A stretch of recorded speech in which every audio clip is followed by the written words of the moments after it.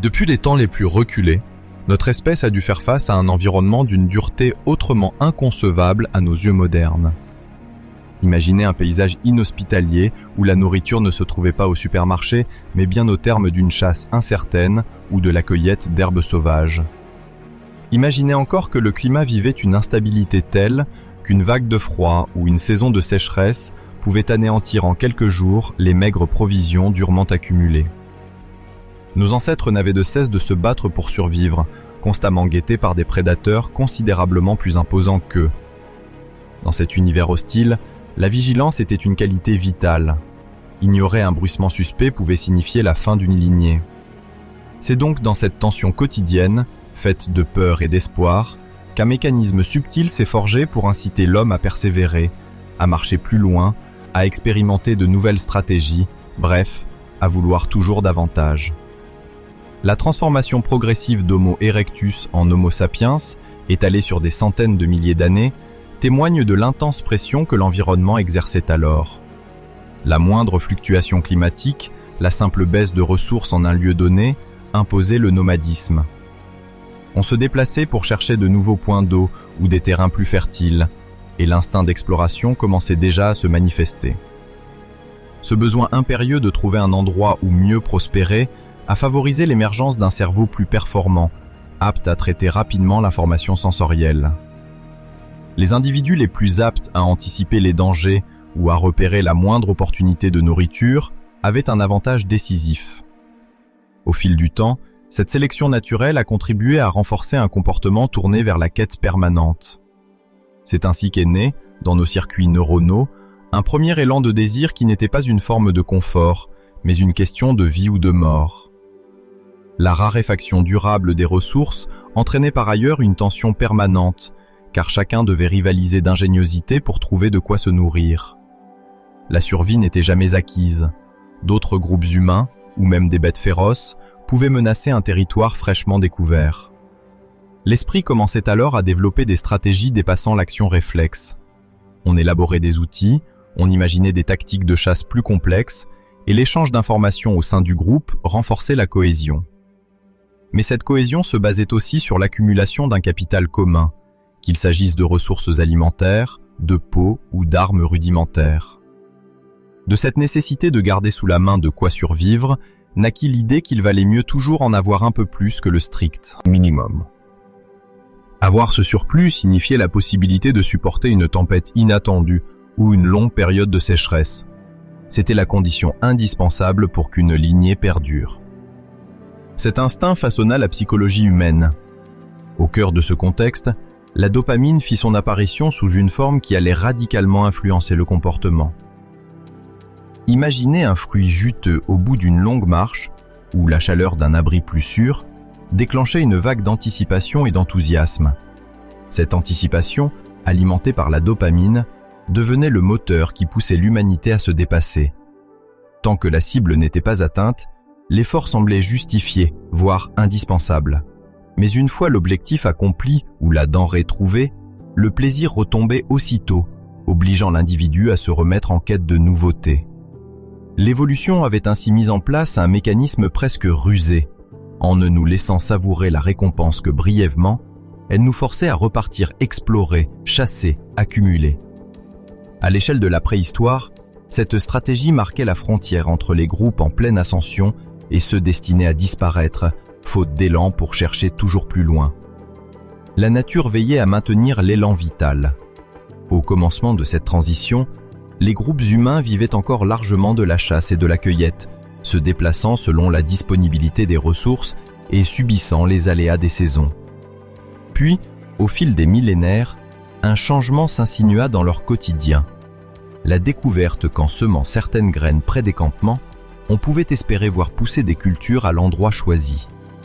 Cette nouvelle pratique ne résultait sans doute pas d'une révélation soudaine, mais d'observations répétées et de tentatives successives ayant prouvé que la terre pouvait donner davantage si on la préparait avec soin. Les premiers cultivateurs, conscients de ce potentiel, commencèrent à s'installer durablement dans des endroits où la terre était assez fertile pour répondre à leurs besoins. Au début, il ne s'agissait pas d'exploiter le sol dans un but de profit, mais seulement d'assurer une meilleure sécurité alimentaire. Les grains récoltés, stockés dans de simples pots ou dans des silos primitifs, constituaient alors une forme de réserve contre les incertitudes climatiques et l'inconstance de la chasse. Petit à petit, cette sédentarisation créa des campements plus stables, parfois proches de points d'eau et de zones fertiles, qui donnèrent naissance à de véritables communautés agricoles. Pour la première fois, les hommes et les femmes pouvaient accumuler des ressources sur une plus longue période, sans être contraints de se déplacer constamment au gré des déplacements du gibier. Cela changea aussi leur relation au temps. Au lieu de vivre dans l'urgence du présent, ils purent commencer à planifier et à anticiper des récoltes futures. Cependant, avec cette sécurité relative, vinrent de nouveaux problèmes. L'agriculture, en permettant de produire parfois plus de nourriture que nécessaire, introduisit une possibilité inédite, celle de voir certains individus concentrer entre leurs mains un surplus dont d'autres pouvaient manquer. Les parcelles de terre, autrefois accessibles à tous dans les territoires communs, commencèrent à devenir des possessions plus clairement définies, et cette démarcation régula peu à peu les rapports de force au sein de ces premières communautés sédentaires. Certains réussirent à obtenir des terrains plus fertiles ou plus vastes, ce qui leur permettait d'accumuler davantage de réserves et, par conséquent, de disposer d'un certain pouvoir. Ce phénomène, très progressif, modifia la nature même du désir humain. Jusque-là, le besoin de nourriture se faisait sentir de façon concrète et immédiate. Il fallait trouver des baies, chasser un animal pour apaiser la faim, et rien ne garantissait qu'on puisse recommencer avec succès le lendemain. À présent, posséder un stock de céréales ou un enclos à bétail offrait l'espoir d'une sécurité à plus long terme. Et parallèlement, on commençait à observer que certaines familles vivaient mieux et plus aisément que d'autres, ancrant dans l'esprit collectif l'idée qu'il était possible de non seulement se nourrir, mais aussi de maintenir, voire d'accroître ce confort au fil du temps. Les inégalités devinrent ainsi un élément exacerbé par la sédentarisation, car les ressources agricoles permettaient la spécialisation de certains individus. Tandis que quelques-uns restaient dans les champs, d'autres commençaient à développer des compétences artisanales, à fabriquer des outils plus performants, à concevoir des systèmes rudimentaires d'irrigation ou à réaliser des poteries. Cette division du travail, si elle encourageait le développement de la communauté, créait aussi des hiérarchies implicites. On valorisait davantage l'habileté à produire des outils qui augmentaient le rendement, et le propriétaire de ces outils se retrouvait en position de force. Dès lors, le désir connaissait une forme d'expansion. Il ne se limitait plus à la seule possession de nourriture, mais s'élargissait à la maîtrise d'un savoir-faire, à la détention d'un objet utile ou encore à la reconnaissance de ses pairs. Les femmes et les hommes qui commençaient à se spécialiser pouvaient en retour rechercher une compensation sous forme de nourriture ou d'autres biens, creusant plus encore les différences entre ceux qui possédaient déjà suffisamment et ceux qui demeuraient en quête d'un moyen d'augmenter leur part. Peu à peu, ce nouvel équilibre changea également la façon dont on concevait l'organisation sociale. Là où les chasseurs-cueilleurs s'appuyaient surtout sur leur mobilité et l'entraide ponctuelle, les communautés agricoles commençaient à expérimenter des formes plus durables de gestion commune. Il fallait stocker les récoltes, répartir des terres, parfois ériger des palissades pour protéger les champs. Dans le même temps, apparaissaient des premiers concepts d'échange réguliers, chaque groupe ou famille tentant de tirer le meilleur parti de ce qu'il détenait. On troquait toujours des outils contre des grains, des peaux de bêtes contre de la poterie, mais cette économie initiale pouvait déjà rendre certains plus riches que d'autres, tout dépendant de la façon dont les échanges se concluaient. Dans ce cadre, le désir devenait un moteur subtil. Conscient qu'il y avait toujours mieux à obtenir, on recherchait l'occasion de conclure un accord avantageux, de faire croître ses réserves et, surtout, de garder cette avance. Du point de vue collectif, cela pouvait sembler bénéfique, parce que l'innovation matérielle progressait. Mais du point de vue individuel, cela n'allait pas sans tension. Chacun pouvait ressentir que l'état actuel n'était jamais entièrement satisfaisant, puisqu'il existait forcément quelqu'un, quelque part, qui détenait plus, et qui, de ce fait, suscitait l'envie ou l'admiration. Bien sûr, tous ces changements prirent des siècles. Il ne faut pas s'imaginer un basculement radical en quelques générations. Pourtant, au sein même de cette lente évolution, la mentalité collective se transformait en profondeur. les structures familiales commencèrent à valoriser la transmission des biens et l'établissement de lignées stables sur un territoire donné. L'autorité locale, souvent portée par un aîné ou un chef de clan, s'appuyait sur la capacité à gérer efficacement l'approvisionnement et à maintenir la paix dans les champs. Toutefois, cette autorité s'affirmait également par la démonstration de la capacité à accumuler suffisamment pour subvenir aux besoins du groupe en cas de crise.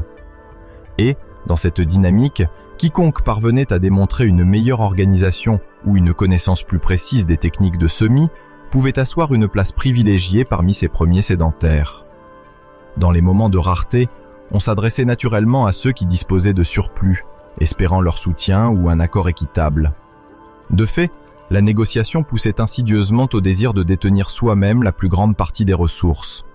Plus on possédait, plus on s'assurait une forme de tranquillité pour soi et pour sa famille, nourrissant un cycle où la peur de manquer et l'appétit d'en avoir un peu plus se renforçaient mutuellement. Dans ce même élan, les communautés devenaient plus complexes. De nouveaux métiers voyaient le jour, on développait la poterie pour conserver l'eau et la nourriture, on inventait des moyens d'améliorer le sol et d'anticiper les crues. Tout cela exigeait du travail, de l'ingéniosité et une certaine organisation collective. Cette complexité créait alors des rôles qui n'auraient jamais existé chez les chasseurs-cueilleurs. Des spécialistes de l'irrigation, des artisans focalisés sur l'outillage, des éleveurs maîtrisant les rudiments de la sélection des animaux, tout cela encadré par un groupe de sages veillant au partage des tâches. Dans ce milieu en pleine transformation, les raisons de désirer se multipliaient. Les outils venaient à manquer dans certains foyers qui enviaient ceux des plus habiles forgerons ou potiers, les terres faisaient l'objet de rivalités mesurées et les rendements focalisaient l'attention de tous. En conséquence, l'idée qu'il fallait toujours améliorer sa position, un concept autrefois inconcevable ou moins pertinent dans la vie nomade, devint un nouvel impératif, parfois justifié par la nécessité de se protéger contre les catastrophes, parfois nourri par la simple volonté de garder un avantage sur des concurrents potentiels, qu'ils soient du même village ou d'une peuplade voisine. Ainsi, en l'espace de quelques millénaires, on assista à la mise en place d'un mécanisme de désir structuré, ancré non plus seulement dans l'instinct de survie, mais dans une organisation sociale qui encourageait la recherche continuelle de plus. Les ressources étant disponibles sur place, les individus et les groupes se mirent à penser en termes de long terme, non seulement posséder de quoi manger aujourd'hui, mais également anticiper la récolte de demain et s'assurer de meilleures conditions de vie à l'avenir. Cette perspective, nouvelle dans l'histoire de l'humanité, s'accompagnait toutefois de la conscience, désormais aiguisée, que d'autres faisaient possiblement mieux. Dès lors, se comparer aux voisins et vouloir les égaler ou les dépasser, cessait d'être une simple question de survie. C'était un levier pour renforcer son identité sociale et consolider sa place dans cette communauté de plus en plus complexe.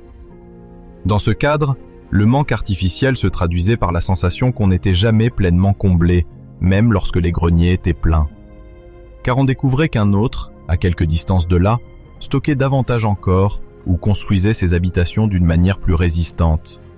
Et cette prise de conscience alimentait le sentiment qu'il existait toujours un progrès de plus à atteindre, un surplus supplémentaire à sécuriser, nourrissant cette dynamique d'insatisfaction où l'accomplissement restait toujours en retrait, comme un objectif qu'on ne cesse de poursuivre sans le saisir tout à fait. Finalement, cette période préhistorique qui nous semble si lointaine initia le tournant conduisant à la compétition économique, aux hiérarchies de la richesse et à l'expansion continue des désirs humains. La sécurité alimentaire et la sédentarité, en éliminant certaines craintes primitives, ouvrirent la voie à d'autres inquiétudes. Craindre de perdre sa position, craindre de voir son voisin prospérer davantage, craindre surtout de ne pas avoir la capacité de défendre ses réserves en cas de disette ou de rivalité. Ainsi, vouloir plus de terre, plus de grains, plus d'outils, dépassait de loin la logique de stabilité que l'on aurait pu imaginer. Il s'agissait désormais d'un enjeu identitaire, lié à la valeur qu'on se reconnaissait et qu'on reconnaissait aux autres. À travers ce processus continu, on voit bien comment l'humanité amorça cette quête infinie, où la possession ne rassasie plus véritablement, où la comparaison instaure un écart permanent entre ce que l'on a et ce que l'on souhaite, et où la capacité à produire ouvrit déjà la porte à l'idée qu'on pouvait accumuler sans cesse si l'on disposait de la volonté et des techniques adéquates. Cette mutation, si discrète à ses débuts, porta en germe tout ce qui allait par la suite faire de la société humaine un système basé sur une forme ou une autre de productivité, de stockage et de compétition, invitant chacun à nourrir le désir d'avoir plus, même lorsque le présent suffisait en apparence à contenter les besoins les plus élémentaires. Lorsqu'au fil du temps, les petites communautés vouées à la simple survie ont grandi pour former de vastes ensembles sociaux, l'être humain a découvert de nouveaux motifs de désir. Les ressources matérielles, autrefois cruciales pour éviter la famine ou l'attaque de prédateurs, ne constituaient plus l'unique objet de convoitise. Dans les premières grandes civilisations, qu'il s'agisse de l'Égypte baignée par le Nil ou de la Mésopotamie entre le Tigre et l'Euphrate, l'ambition a pris une tournure plus abstraite. Les souverains, souvent considérés comme des intermédiaires entre le divin et le terrestre, commençaient à comprendre que la gloire pouvait avoir autant de valeur que l'or. Progressivement, la construction de monuments et la mise en scène du pouvoir sont devenues moins une simple affaire d'ingénierie qu'une façon de marquer la postérité. Les dynasties se sont succédées, toujours plus enclines à ériger des pyramides ou des temples colossaux pour graver dans la pierre la preuve de leur rang exceptionnel. Déjà, un nouveau type de désir émergeait, celui d'obtenir reconnaissance et honneur pour inscrire son nom dans un récit dépassant les limites de la vie ordinaire. Dans ces mêmes empires, les institutions se structuraient autour de principes qui encourageaient la quête de prestige. Les palais, les armées et les sanctuaires, conçus pour gouverner ou protéger, devinrent de véritables espaces où se jouait la compétition symbolique. Le prêtre cherchant à consolider son influence, le général œuvrant pour gagner un grade supérieur, le fonctionnaire impatient de gravir les échelons bureaucratiques. Tous étaient animés par un moteur commun. Cette forme d'insatisfaction, bien que subtile, favorisait l'innovation et l'excellence, car chacun souhaitait prouver sa valeur. Peu importait qu'il s'agisse de conduire des troupes à la victoire, de remplir des coffres de tribus ou de superviser un culte religieux, la réussite, à chaque étape, colorait l'existence d'un lustre particulier. Les citoyens, eux aussi, aspiraient à être remarqués, ne serait-ce qu'au sein de leur quartier ou de leur village, car la reconnaissance de la communauté venait sceller ce sentiment d'existence élargie. Ainsi, peu à peu, la conquête de droits, de privilèges et de louanges façonnait l'âme collective, nourrissant un désir d'élévation qui dépassait la simple nécessité. Dans l'Égypte antique, ériger un temple magnifique ou assurer une cérémonie somptueuse ne se résumait pas à satisfaire un besoin utilitaire. Il fallait honorer les dieux et garantir la légitimité du pouvoir. Pour les pharaons, dont l'autorité se voulait de nature divine, la perpétuation de leur nom au-delà de leur règne représentait un moyen de défier la mort. En Mésopotamie, la compétition entre cités-États pour l'édification de ziggourats illustrait également cette tendance à ancrer le sacré dans la pierre, à rendre visible aux yeux de tous la grandeur d'un souverain. Derrière la recherche de telles prouesses architecturales, on trouve le besoin de se distinguer dans une hiérarchie à la fois concrète et symbolique, où l'on pouvait mesurer la puissance d'une dynastie à la hauteur de ses monuments. Migrant vers le monde indien, on retrouve la même dynamique sous d'autres formes. Les princes des conquérants se disputaient non seulement des territoires, mais ambitionnaient aussi de diffuser leur influence culturelle et religieuse. La réputation s'élargissait alors, englobant des notions de savoir, de spiritualité et d'héritage moral. En Chine, c'est l'idée du meufrin du ciel qui conférait au pouvoir impérial sa légitimité. L'empereur, censé maintenir l'ordre cosmique et veiller au bien-être du peuple, était investi d'une mission quasi sacrée. Dans cette structure, gravir les rangs de l'administration exigeait non seulement des compétences techniques, mais aussi une forme de vertu. Les services impériaux révélaient l'importance accordée aux qualités morales et à l'érudition. Derrière ce système, on voit une aspiration commune à s'élever dans l'estime collective en témoignant de sa valeur. Les familles envoyaient leurs fils se former sans relâche, dans l'espoir qu'ils intègrent l'élite lettrée, symbole de prestige. Ici, le désir n'était pas seulement de détenir davantage de biens, mais de gagner une place socialement célébrée. Ainsi, la quête d'honneur se fondait dans un ordre moral autant que politique, donnant naissance à une hiérarchie où l'on pouvait sans cesse viser plus haut, nourrissant l'âme humaine de nouvelles ambitions. La Grèce classique et ses cités-États illustrent sans doute mieux que quiconque l'émergence d'un désir axé sur la reconnaissance intellectuelle et civique. Athènes, berceau de la démocratie et de la philosophie, valorisait le talent oratoire autant que l'exploit militaire. Les agoras résonnaient des joutes verbales où l'art de la persuasion pouvait conférer une aura presque héroïque à celui qui emportait l'adhésion du peuple. Les compétitions sportives, telles que les Jeux olympiques, offraient aussi l'occasion de briller devant le monde grec, un vainqueur consacrant non seulement sa force, mais la gloire de la cité dont il portait les couleurs. Dans ce contexte, les trophées ou les couronnes de laurier incarnaient des symboles concrets de réussite, mais la portée de cette réussite se prolongeait dans la mémoire collective. L'admiration populaire, le respect des érudits et la reconnaissance officielle jouaient un rôle essentiel dans la manière dont s'exprimait le désir. Il ne s'agissait plus seulement de soins corporels ou de biens matériels. On visait l'immortalité symbolique, celle que procure la légende bâtie par les poètes et les historiens. À Rome, cette dynamique prit une dimension encore plus vaste. La République puis l'Empire institutionnalisèrent l'ascension sociale par le mérite militaire et administratif. Les armées, puissantes et omniprésentes, offraient à chaque soldat la perspective d'accéder à un rang supérieur s'il se distinguait au combat. De même, la magistrature permettait à un citoyen ambitieux de gravir les échelons, depuis les fonctions modestes jusqu'aux plus prestigieuses charges, comme le consulat. Chaque palier franchi procurait à la fois une influence accrue et une reconnaissance publique. Des triomphes militaires aux cérémonies civiles, la cité saluait le vainqueur, ancrant dans la conscience collective l'idée que la gloire primait sur le simple confort. À travers les arcs de triomphe et les forums, le pouvoir se rendait visible à tous, entretenant le désir d'atteindre un rang plus élevé. Dans ce vaste empire, le désir se nourrissait moins de l'accumulation de terres que du prestige gagné par des actions mémorables. Ce phénomène de soif d'élévation ne serait pas complet si l'on n'évoquait pas la réflexion philosophique sur le désir. Le bouddhisme, né en Inde, préconisait de reconnaître ce dernier comme la source du mal-être, considérant que s'acharner à posséder ou à être admiré conduit à un cycle infini de frustration. De leur côté, les écoles de pensée occidentales proposèrent leurs propres approches. Le stoïcisme, dans le monde gréco-romain, enseignait que la sérénité naît de la maîtrise de soi et du discernement entre ce qui dépend de nous et ce qui n'en dépend pas. L'épicurisme, pour sa part, distinguait entre désir naturel et désir vain, mettant l'accent sur la simplicité et l'amitié plutôt que sur la conquête de titres ou de richesses. Chacun de ces courants manifestait la même lucidité. La quête effrénée de reconnaissance, si elle stimule parfois le progrès, ne garantit nullement la paix intérieure. Au contraire, elle peut entretenir une insatisfaction latente que seule une prise de recul philosophique parvient à adoucir. Lorsque l'imprimerie commença à se répandre en Europe, de nouvelles possibilités émergèrent qui allaient transformer en profondeur la manière dont les individus percevaient le monde et se comparaient les uns aux autres.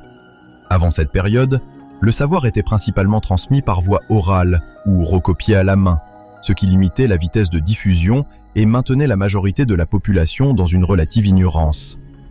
Avec l'invention de la presse à caractère mobile, la multiplication des livres et des pamphlets devint soudainement accessible, alimentant une curiosité grandissante pour tout ce qui se trouvait au-delà du quotidien habituel. Cette première hypertrophie cognitive signifiait que les gens se retrouvaient exposés à un éventail toujours plus large d'idées, de récits, d'exemples de réussite ou de gloire, augmentant du même coup leur capacité à s'imaginer autrement et à comparer leurs conditions de vie à celles d'individus situés dans des contextes différents. Là où autrefois la routine se perpétuait sans trop d'interrogations, l'arrivée de l'imprimerie suscita un élan d'inspiration, d'ambition, voire d'envie.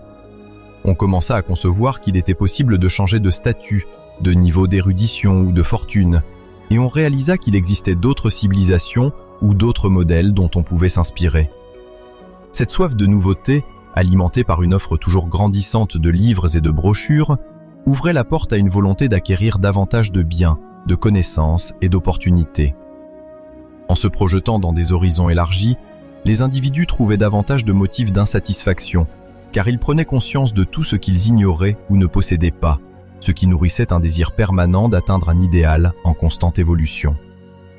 La révolution industrielle, qui débuta dans la seconde moitié du XVIIIe siècle en Grande-Bretagne, accentua encore cette dynamique en modifiant les structures économiques et sociales à un rythme jamais vu auparavant.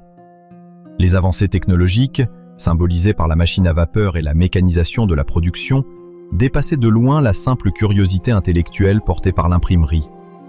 Elles déclenchèrent au contraire un bouleversement massif de la vie quotidienne.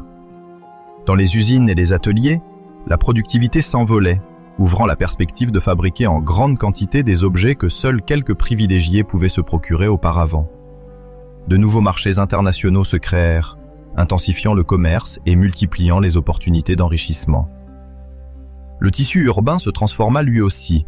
De nombreuses personnes quittèrent les campagnes pour rejoindre des zones industrielles où le travail paraissait plus abondant et les revenus potentiellement plus élevés. Dans cette quête de prospérité, l'imagination collective s'alimenta de promesses de progrès technique et de confort matériel, ce qui incita les individus à viser toujours plus haut. Le fossé entre ceux qui profitaient pleinement de ces avancées et ceux qui restaient en marge accentua une nouvelle forme de jalousie et de convoitise. La croissance rapide des villes et la publicité naissante autour de ces exploits technologiques contribuèrent alors à installer l'idée que tout était désormais possible si l'on arrivait à s'investir suffisamment.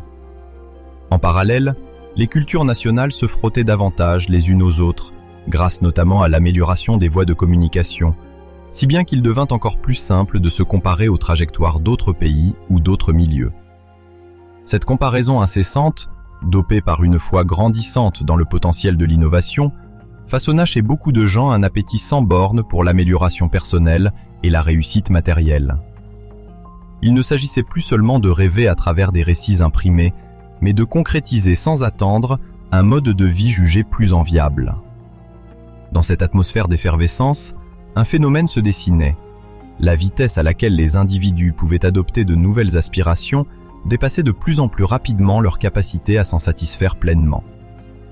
Auparavant, la lenteur relative des évolutions technologiques laissait aux esprits le temps de s'adapter, mais l'industrialisation changea la donne. Les machines, la vapeur, puis l'électricité, offraient des moyens de production et de transport qui se perfectionnaient à un rythme vertigineux. Cela engendra la sensation que toute amélioration était toujours provisoire, puisqu'une innovation plus performante apparaîtrait bientôt. Pour beaucoup, cette prise de conscience se traduisit par un désir constant de mettre à jour ses outils, ses méthodes ou son cadre de vie, dans l'espoir d'acquérir le dernier perfectionnement en date.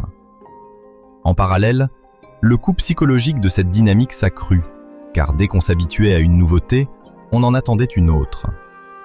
La satisfaction se faisait de plus en plus fugace, glissant comme du sable entre les doigts pour laisser place à une soif jamais comblée d'améliorer encore ce qui venait à peine d'être acquis.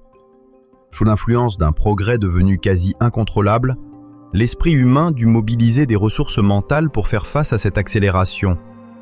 Réinventer ses méthodes de travail ou envisager de nouveaux marchés supposait d'être en alerte permanente, conscient que la compétition ne cessait de croître. Dans ce contexte, la notion de repos ou de contentement se marginalisa, remplacée par l'idée que toute pause risquait de faire rater une opportunité d'ascension sociale ou économique. Les ambitions se gonflaient, se nourrissant d'exemples concrets de réussite rendues possibles par ces avancées successives. Cette mécanique psychologique entraîna une forme d'excitation généralisée, où le désir de monter toujours plus haut s'amplifiait à mesure que de nouveaux débouchés se profilaient dans un horizon que plus personne ne contrôlait réellement.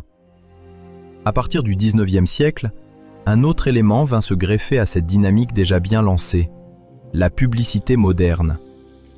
Elle ne se limitait plus à de simples annonces informatives, mais elle aspirait à créer chez le consommateur un besoin émotionnel, une sensation de manque à combler. Celle-ci prit de l'ampleur grâce aux journaux, aux affiches dans les grandes villes, puis plus tard à des campagnes de marketing ciblées. L'objectif ne consistait pas seulement à informer de l'existence d'un produit, mais à susciter le désir de le posséder sans tarder, parfois même avant de savoir précisément à quoi il servirait. Les premières agences de publicité, soutenues par les grands industriels, s'employèrent à affiner des techniques de persuasion basées sur l'envie et la comparaison. Si l'on voyait un objet mis en scène comme indispensable à une vie épanouie, l'absence de cet objet dans son propre foyer pouvait soudain paraître insupportable. Cette approche préfigurait le conditionnement émotionnel qui s'épanouirait plus tard à travers les médias de masse. Dans un monde où la production augmentait sans cesse, il fallait stimuler en permanence l'attrait pour la nouveauté, et rien n'était plus efficace que l'idée qu'on manquait de quelque chose pour être pleinement heureux. La publicité cultivait ainsi une tension intérieure. D'un côté, la promesse qu'un produit apporterait plus de confort, de réussite ou de prestige, et de l'autre, la crainte parfois diffuse de passer à côté de ce lien symbolique avec le progrès et la modernité. À mesure que s'élargissait le marché des consommateurs, la publicité perfectionnait son imagerie, ses slogans et ses messages implicites, faisant miroiter un style de vie que l'on associerait désormais à la possession de tel ou tel article. Progressivement, cette machine médiatique consolida l'idée que désirer n'était pas seulement naturel, mais souhaitable, voire nécessaire, pour signifier qu'on embrassait pleinement les valeurs de la société industrielle. Ce faisant, elle installait en douceur la croyance qu'il n'y aurait pas de fin à ce désir, puisqu'après avoir obtenu un bien, un autre apparaîtrait incessamment, toujours plus avancé ou plus séduisant. Dans le même temps, la science commençait à s'intéresser de près au fonctionnement du cerveau et aux mécanismes qui régissent le plaisir, l'envie et la satisfaction. Vers la fin du XIXe siècle, des médecins et des chercheurs en psychologie expérimentale entreprirent de cartographier les zones cérébrales impliquées dans la récompense, observant comment certaines régions s'activaient face à diverses stimulations. L'idée émergeait que l'on pouvait déclencher, amplifier ou prolonger artificiellement la sensation de bien-être. Divers travaux, d'abord limités par des techniques rudimentaires, suggéraient déjà que la chimie du cerveau répondait à des stimuli pouvant être reproduits en laboratoire. De là à penser que l'on pourrait concevoir ou ingénieriser la satisfaction, il n'y avait qu'un pas. On commença à émettre l'hypothèse que le sentiment de manque et l'euphorie de la satisfaction n'étaient pas de simples états passagers, mais le produit d'un système biologique qui pouvait être manipulé à volonté si l'on en détenait la connaissance et les moyens. Cette perspective fut rapidement exploitée par certains entrepreneurs et penseurs, qui virent dans ces découvertes un moyen d'améliorer l'efficacité commerciale ou de motiver la main-d'œuvre. La fascination pour les ressorts intimes de l'esprit humain se traduisit dans des expérimentations variées, incluant les premières tentatives de marketing dits scientifiques, où l'on testait des échantillons de population pour mesurer leur réaction à tel ou tel argument publicitaire. Parallèlement, des théories commençaient à souligner que la quête de plaisir pouvait générer un cycle perpétuel de recherche d'intensité grandissante, surtout si l'on parvenait à moduler les attentes du public. En comprenant plus finement les mécanismes cérébraux, on entrevoyait déjà la possibilité de programmer un niveau de satisfaction toujours éphémère afin de susciter l'envie d'une suivante. Ce constat troublant fit naître des débats éthiques, certains s'inquiétant de l'usage qu'on pourrait faire de ces découvertes pour exploiter les désirs plutôt que des actions utilitaires. Au tournant du XXe siècle, le désir humain commence à être exploré avec une profondeur inédite. Les travaux de Sigmund Freud, en particulier, mettent en lumière l'idée que nos envies, nos pulsions et nos motivations trouvent leurs racines dans un inconscient complexe, nourri d'émotions, de conflits intérieurs et de souvenirs enfouis. Carl Jung prolonge cette perspective en soulignant l'existence d'archétypes et d'influences collectives, suggérant que le désir est à la fois individuel et universel. Peu à peu, la psychanalyse apporte un vocabulaire nouveau pour évoquer ce qui nous pousse à vouloir, à poursuivre, puis parfois à regretter un objet convoité. Parallèlement, les courants behavioristes, menés entre autres par John B. Watson et B.F. Skinner, commencent à envisager le désir sous un angle plus mesurable. Pour eux, ce qui compte, c'est la manière dont un être répond à son environnement, influencé par des renforcements positifs ou négatifs. Les besoins, les envies et même les préférences deviennent alors des comportements qui peuvent être créés, supprimés ou modulés par des techniques précises. Cette approche scientifique, centrée sur l'observation et l'expérimentation, prépare progressivement le terrain à une exploitation méthodique du désir. On comprend peu à peu comment provoquer ou éteindre l'envie à volonté, instantanément.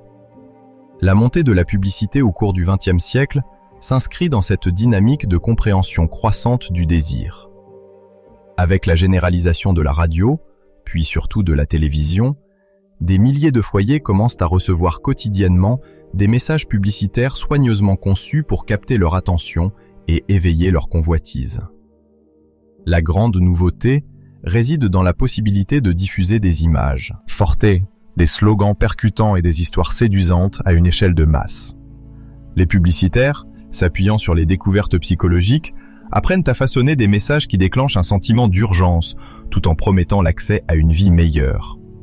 Dans ce contexte, la télévision devient un véhicule majeur. Elle ne se contente pas de décrire un produit, elle dépeint un univers de réussite, d'élégance ou d'aventure. Les spots publicitaires, de plus en plus élaborés, mettent en scène des personnages auxquels on aspire à ressembler. Au-delà de l'information brute, c'est la suggestion d'un écart entre notre réalité et un idéal qui cherche à susciter le désir. Pour favoriser cette envie, les entreprises investissent dans la psychologie appliquée. Elles engagent des spécialistes qui étudient les schémas de pensée, identifient les points sensibles et utilisent l'émotion pour établir un sentiment de manque. Au fil du temps, l'impact de cette approche se fait sentir sur la vie quotidienne. Les consommateurs commencent à éprouver une envie non plus dictée uniquement par les nécessités, mais alimentée par des scénarios de réussite. Pourtant, cette quête de satisfaction reste éphémère. Une fois le produit acheté, l'excitation diminue et laisse place à la normalité. Les annonceurs en sont conscients et développent donc des stratégies pour créer un renouvellement de besoins. En associant un parfum, un vêtement ou une automobile à l'estime de soi, ils entretiennent un cycle où l'objet convoité apparaît comme la prochaine étape vers le bonheur. C'est précisément au cours du XXe siècle que l'idée de manipuler sciemment l'imaginaire collectif prend toute son ampleur. Des experts en communication travaillent à lier chaque produit à des éléments psychologiques profonds, la quête de reconnaissance, le besoin d'appartenance ou la recherche de sécurité. Tandis que Freud et Jung développent leur théorie sur l'inconscient, de nombreux publicitaires cherchent à exploiter ces mécanismes pour mieux ancrer un produit dans l'esprit du public. Les messages ne se limitent plus à énoncer des faits, ils s'emploient à susciter un univers mental où l'achat semble forcément bénéfique, voire nécessaire à l'équilibre émotionnel et durable. Parallèlement, les médias de masse diffusent des images de confort, de réussite sociale et de glamour qui façonnent la vision de ce qui est désirable. Le cinéma hollywoodien, les magazines illustrés et, plus tard, la télévision engendrent des icônes du rêve moderne. Belles voitures, vêtements de marque, maisons spacieuses. Dans cet univers, la publicité s'insère pour rappeler que chacun peut approcher ce rêve en adoptant les consommations adéquates. Les fabricants de cosmétiques, d'électroménagers ou d'articles de luxe utilisent ces références partagées, alimenter un cycle incessant de désir, nourri par la comparaison avec des modèles toujours plus séduisants. Au même moment, les psychologues s'intéressent de près aux effets de cette exposition continue. Abraham Maslow propose sa hiérarchie des besoins, où l'accomplissement personnel représente le sommet de la pyramide.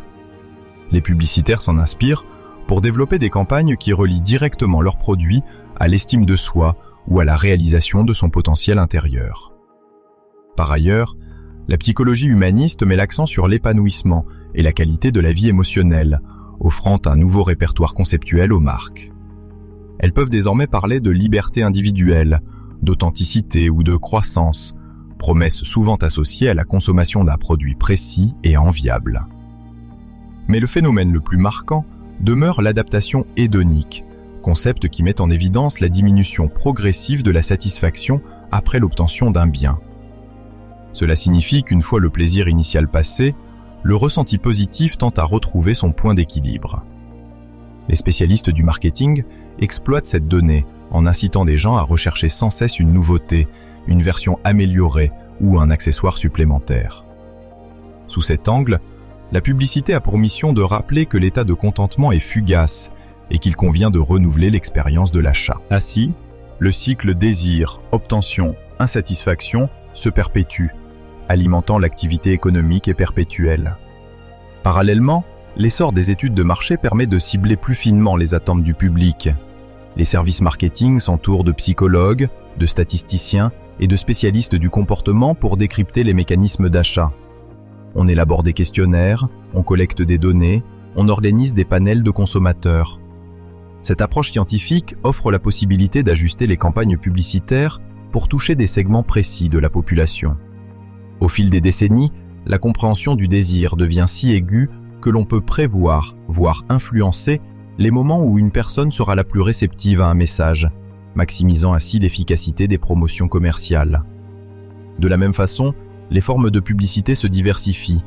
L'affichage urbain, la promotion dans les salles de cinéma, les spots radiophoniques et télévisés, puis la publicité sur Internet, ouvrent un champ infini de possibilités pour solliciter le désir du public. Chaque support offre ses codes, son rythme et ses moments propices pour faire naître la convoitise. En investissant le quotidien des individus, ces messages finissent par créer des réflexes conditionnés. Un logo ou une musique suffisent à évoquer un univers émotionnel précis. Au fur et à mesure, la frontière entre information et incitation devient de plus en plus floue. Au cœur de ce dispositif, on retrouve la volonté d'associer non seulement le produit à un bénéfice concret, mais également à un ressenti profond. Cela mène à un conditionnement émotionnel où un parfum n'évoque plus seulement une odeur agréable, mais la promesse d'être perçu comme séduisant et confiant. De même, une voiture n'est pas qu'un moyen de transport, c'est l'assurance d'un statut social valorisant. Tous ces signaux sont soigneusement orchestrés pour activer la part de nous-mêmes qui aspire à la reconnaissance, au succès ou à la beauté. La publicité apprend à jouer sur ces leviers intimes avec une précision remarquable. Les premières décennies du XXe siècle marquent ainsi la naissance d'un marketing plus élaboré, qui s'appuie sur la recherche en psychologie pour comprendre et orienter le désir humain. Les enseignements de Freud, de Jung et des behavioristes fournissent un socle théorique solide, permettant de concevoir des messages aux effets profonds. Lorsque la publicité envahit les journaux, la radio et la télévision, elle ne vise plus seulement à informer, mais à construire un imaginaire collectif. Au-delà de la simple vente, c'est la promesse d'un monde où chaque achat procure un sentiment de plénitude qui devient l'horizon, toujours repoussé, de la consommation. En fin de compte, le XXe siècle voit se cristalliser une véritable psychologie du manque, solidement ancrée dans la culture de masse. Le désir, hier simple moteur de la survie, devient un levier exploitable à des fins commerciales et, plus largement, sociétales. Par les médias, il se diffuse dans toutes les strates de la population, cadré par des techniques de persuasion de plus en plus sophistiquées.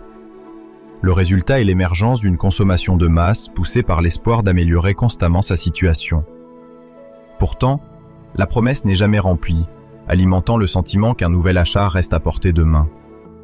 L'avènement des neurosciences au XXIe siècle a permis de comprendre que notre quête incessante de nouveautés et de bien-être ne repose pas uniquement sur un simple désir passager. En réalité, les chercheurs ont découvert que la dopamine, longtemps perçue comme la molécule du plaisir, remplit un rôle différent de ce que l'on imaginait. Elle n'est pas la substance chimique qui nous fait apprécier véritablement l'instant où nous obtenons ce que nous voulons. Au contraire, elle nous pousse davantage à poursuivre un objectif qu'à nous délecter de son obtention. Ainsi, au lieu de nous ancrer dans une satisfaction stable, ces processus internes nous maintiennent en état d'alerte permanente, nourrissant une soif constante de progrès ou d'objets nouveaux. Les expériences en imagerie par résonance magnétique fonctionnelle ont révélé que l'anticipation d'une récompense déclenche une réponse dopaminergique nettement plus marquée que la récompense elle-même.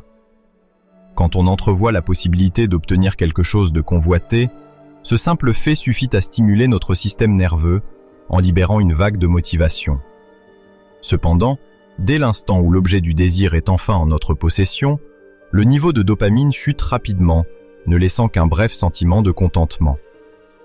Cette dynamique peut paraître décevante à première vue, mais elle joue un rôle essentiel pour notre développement.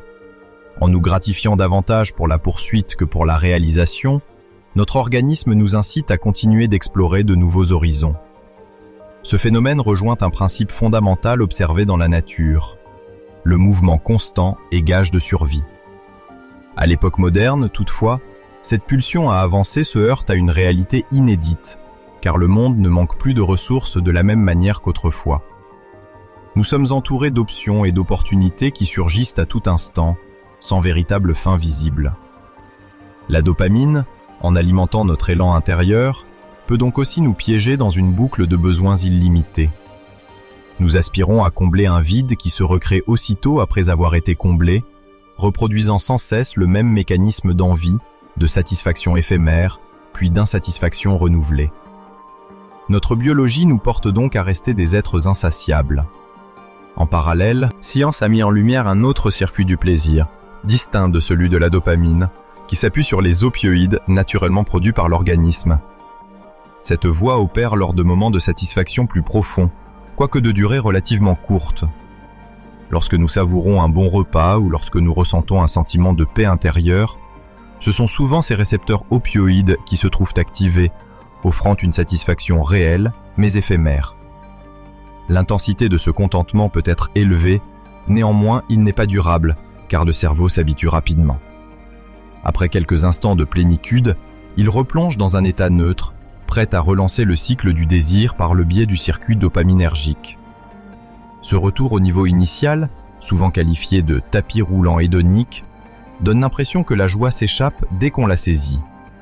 Plusieurs recherches en psychologie ont démontré que, quel que soit l'événement vécu, une promotion, l'achat d'un bien ou même un succès personnel, l'euphorie ressentie finit par s'estomper, nous renvoyant à un état plus ou moins similaire à celui d'avant. Selon les différentes études, ce laps de temps peut varier de quelques jours à quelques semaines, voire un mois au maximum. Ce schéma permet de comprendre pourquoi l'on court constamment après la nouveauté. Une fois l'excitation initiale dissipée, nous sommes naturellement poussés à chercher autre chose pour raviver cette flamme intérieure. Cette insatisfaction récurrente n'est donc pas un défaut de notre biologie, mais une caractéristique qui s'est avérée avantageuse pendant la plus grande partie de l'évolution humaine.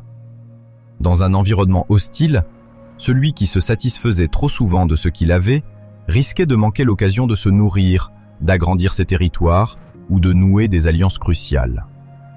Aujourd'hui, ce même mécanisme peut conduire à un sentiment de vide dans une société où la compétition et la comparaison sont omniprésentes. Nous ressentons l'écart entre ce que nous possédons et ce que nous rêvons d'obtenir, et cet écart demeure inlassablement. Ainsi, même si nous atteignons certains objectifs, notre cerveau réenclenche la mécanique du désir pour nous pousser à avancer encore. Les avancées en imagerie cérébrale ont également montré que le fait même de fantasmer sur un gain futur augmente l'activité dans les régions du cerveau associées à la motivation et à l'action. Cette réalité va dans le sens de l'idée selon laquelle le désir, bien plus que la récompense en elle-même, se trouve au cœur de notre dynamique interne. Aimer anticiper un plaisir éventuel crée une sorte de tension positive, maintient notre esprit en éveil et suscite une curiosité permanente. Toutefois, cette curiosité n'est pas uniquement intellectuelle. Elle s'entremêle avec un sentiment d'excitation et un besoin pressant de concrétiser ce qui n'existe encore que dans l'imaginaire. On se retrouve alors à chercher constamment de nouvelles sources de stimulation et d'accomplissement. Pour bien saisir l'ampleur de ce fonctionnement, il est nécessaire de comprendre que l'insatisfaction n'est pas simplement un sentiment de manque. C'est un biais cognitif inscrit au plus profond de notre architecture cérébrale. Lorsque les chercheurs parlent de biais, ils désignent un mécanisme mental qui influe sur notre perception et nos décisions de manière quasi automatique. Ici, le biais d'insatisfaction nous amène à focaliser davantage sur ce qui nous fait défaut que sur ce que nous possédons déjà. Même quand nous progressons, notre subjective évaluation de la situation a tendance à sous-estimer cette avancée, à la considérer passagère, tout en amplifiant l'importance de ce qui reste à accomplir. Le cerveau est ainsi programmé pour maintenir un écart entre la réalité actuelle et la perfection imaginée.